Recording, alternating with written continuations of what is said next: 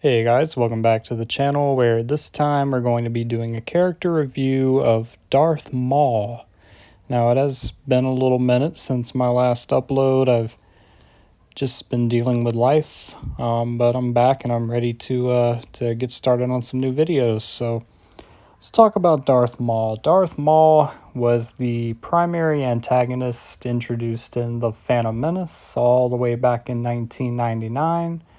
He was introduced as the apprentice of Darth Sidious or Palpatine. And I think for a lot of people at the time when his design was first revealed to the public, people just thought he looked cool as shit. Like, wow, this is our first Sith that we've gotten in a long time. You know, he's got the horns, he's got the yellow eyes, a wow, double-bladed lightsaber, and I think his design, was really hype for a lot of people. Now, obviously, we know kind of what happened with his role in the movie. Didn't do a whole lot. Obviously, Duel of the Fates, one of the best fights in all of Star Wars. So he did have that, but Obi-Wan cuts him in half, ends the fight, and that was the end of Maul. Now, George Lucas, later on in the Clone Wars, made a decision to bring Darth Maul back, have him survive off of his pure hatred of Kenobi and, Sidious for abandoning him. And I remember at the time, myself included, a lot of people, were kind of very hesitant about the decision. Sometimes characters just need to stay dead, but they brought him back. And looking back at it now, it's one of the better decisions that has been made with a character in the Star Wars franchise.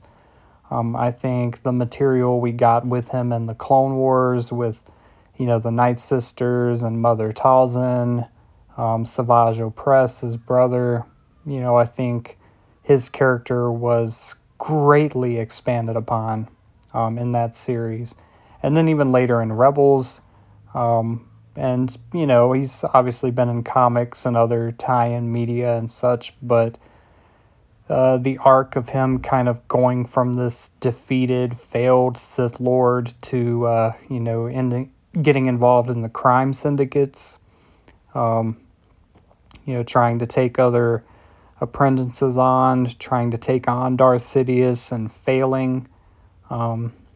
Season 7 of the Clone Wars, where he's fighting Ahsoka and he's, basically fighting for what he believes is, to stop Darth Sidious's plan from coming to fruition for his own selfish reasons. But, he kind of transitioned from being this, purely evil, purely bad character to being a little bit of an anti-hero there at the end.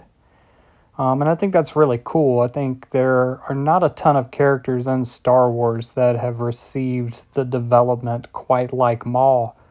Some of the things that he was able to accomplish in his time, kind of working on his own, as this rogue dark side user.